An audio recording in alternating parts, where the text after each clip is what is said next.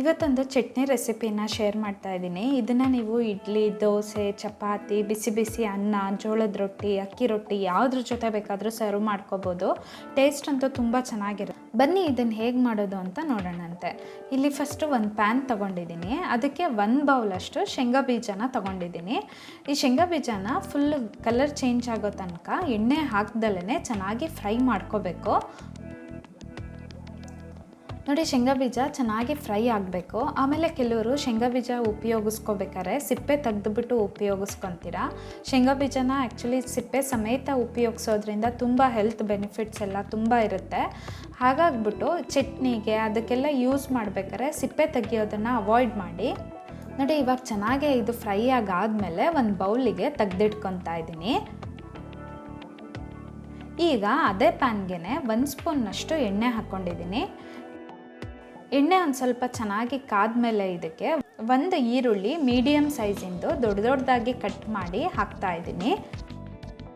1-2 ಬೆಳ್ಳುಳ್ಳಿ ಸಿಪ್ಪೆ ಸುಲಿದ್ಬಿಟ್ಟು ಇಟ್ಕೊಂಡಿದ್ದೆ, ಅದನ್ನು ಹಾಕ್ತಾ ಇದ್ದೀನಿ.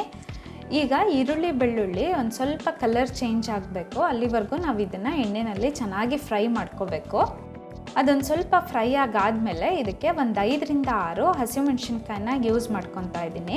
ಇಲ್ಲಿ ನೀವು ಖಾರಕ್ಕೆ ಎಷ್ಟು ಬೇಕೋ ಅಷ್ಟು ಹಸಿಮೆಣ್ಸಿನ್ಕಾಯಿನ ಯೂಸ್ ಮಾಡ್ಕೋಬೋದು. 5-6 ಹಾಕಿದ್ರಿ ಅಂತ ಅಂದರೆ ಮೀಡಿಯಮ್ ಖಾರ ಆಗುತ್ತೆ.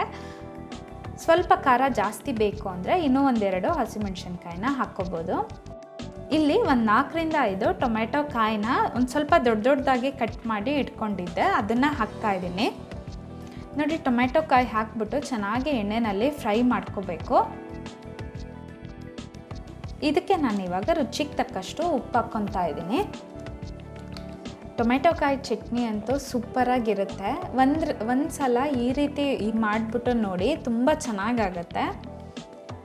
ನೋಡಿ, ಎಣ್ಣೆಯಲ್ಲಿ ಚೆನ್ನಾಗಿ ಫ್ರೈ ಮಾಡ್ಕೋಬೇಕು. ಅದು ಒಂದು ಸ್ವಲ್ಪ ಬೇಯಬೇಕು, ಆಮೇಲೆ ಕಲರ್ ಚೇಂಜ್ ಆಗಬೇಕು. ಅಲ್ಲಿವರೆಗೂ ನಾವು ಒಂದು ಸ್ವಲ್ಪ ಫ್ರೈ ಮಾಡ್ಕೊಂಡಿದ್ದಾದಮೇಲೆ ಇದಕ್ಕೆ ಒಂದು ಸ್ವಲ್ಪ ಕೊತ್ತಂಬರಿ ಸೊಪ್ಪನ್ನ ಹಾಕ್ತಾ ಇದ್ದೀನಿ.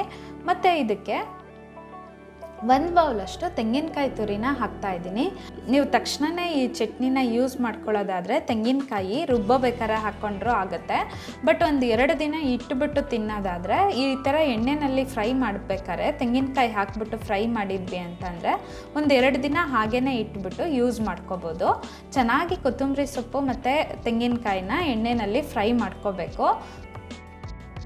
ನೋಡಿ, ಎಲ್ಲ ಒಂದು ಸ್ವಲ್ಪ ಕಲರ್ ಚೇಂಜ್ ಆಗಿ ಆಮೇಲೆ ಕೊತ್ತಂಬರಿ ಸೊಪ್ಪೆಲ್ಲ ಸ್ವಲ್ಪ ಕಮ್ಮಿ ಆಗ್ತಾ ಬರುತ್ತೆ. ಆವಾಗ ಇದು ಚೆನ್ನಾಗಿ ಫ್ರೈ ಆಗಿದೆ ಅಂತ ಅಂದ್ಬಿಟ್ಟು ಇವಾಗ ಇದೆಲ್ಲ ಫ್ರೈ ಆಗಿದ್ದಾಗಿದೆ. ಇವಾಗ ಗ್ಯಾಸ್ ಆಫ್ ಮಾಡಿ ಇದೊಂದು ಸ್ವಲ್ಪ ತಣ್ಣಗಾಗಲಿಕ್ಕೆ ಬಿಡ್ತೀನಿ ನಾನು. ನೋಡಿ, ಅದೆಲ್ಲ ಒಂದು ಸ್ವಲ್ಪ ತಣ್ಣಗಾದ್ಮೇಲೆ ಒಂದು ಮಿಕ್ಸರ್ ಜಾರ್ಗೆ ಇದನ್ನು ಹಾಕ್ಕೊತಾ ಇದ್ದೀನಿ. ನೋಡಿ, ಇದನ್ನು ಒಂದು ಸ್ವಲ್ಪನೂ ನೀರು ಹಾಕ್ದಲ್ಲೇ ಬೇಕಾದರೆ ರುಬ್ಕೋಬೋದು. ಆದರೆ ಒಂದು ಸ್ವಲ್ಪನೂ ನೀರು ಹಾಕ್ತಾಯಿದ್ರೆ ಸ್ವಲ್ಪ ನುಣ್ಣಗಾಗೋದು ಕಷ್ಟ ಆಗುತ್ತೆ. ಹಾಗಾಗ್ಬಿಟ್ಟು 1-2 ಸ್ಪೂನ್ನಷ್ಟು ನೀರು ಹಾಕ್ಕೋಬೇಕು. ಇದಕ್ಕೆ ನಾನು ಹುರಿದಿಟ್ಕೊಂಡಿದ್ದೆ ಅಲ್ವಾ ಶೇಂಗಾ ಬೀಜ, ಅದನ್ನು ಹಾಕ್ಕೊತಾ ಇದ್ದೀನಿ. ಇಲ್ಲಿ ನಾನು ಒಂದು ಸ್ವಲ್ಪನೂ ಸಿಪ್ಪೆ ತೆಗ್ದಿಲ್ಲ, ಹಾಗೇ ಯೂಸ್ ಮಾಡಿದ್ದೀನಿ. 1-2 ಸ್ಪೂನ್ನಷ್ಟು ನೀರು ಹಾಕಿದ್ದೀನಿ. ಬೇಕು ಅಂದರೆ ಇದಕ್ಕೆ ಹುಣಸೆ ಹಣ್ಣನ್ನು ಹಾಕ್ಕೋಬೋದು. ಬಟ್ ಟೊಮೆಟೊನೇ ಹುಳಿ ಇರೋದ್ರಿಂದ ಹುಣಸೆ ಹಣ್ಣನ್ನ ನಾನಿಲ್ಲಿ ಸ್ಕಿಪ್ ಮಾಡಿದ್ದೀನಿ. ನೋಡಿ, ರುಚಿಯಾಗಿರೋ ಅಂಥ ಟೊಮೆಟೊಕಾಯಿ ಚಟ್ನಿ ರೆಡಿಯಾಗಿದೆ. ಇದನ್ನು ಜೋಳದ ರೊಟ್ಟಿ ಜೊತೆ, ಅಕ್ಕಿ ರೊಟ್ಟಿ ಜೊತೆ ಅಂತೂ ಸೂಪರ್ ಕಾಂಬಿನೇಷನು. ಬಿಸಿ ಬಿಸಿ ಅನ್ನದ ಜೊತೆ, ಚಪಾತಿ ಜೊತೆ, ಇಡ್ಲಿ, ದೋಸೆ ಜೊತೆ ಎಲ್ಲಾದ್ರ ಜೊತೆನೂ ಚೆನ್ನಾಗಿರುತ್ತೆ. ನೀವಿನ್ನೂ ನನ್ನ ಚಾನಲ್ನ ಸಬ್ಸ್ಕ್ರೈಬ್ ಆಗಿಲ್ಲ ಅಂದರೆ ಸಬ್ಸ್ಕ್ರೈಬ್ ಆಗಿ, ಪಕ್ಕದಲ್ಲೇ ಇರೋ ಬೆಲ್ ಐಕಾನ್ನ ಕ್ಲಿಕ್ ಮಾಡಿ. Thanks for watching.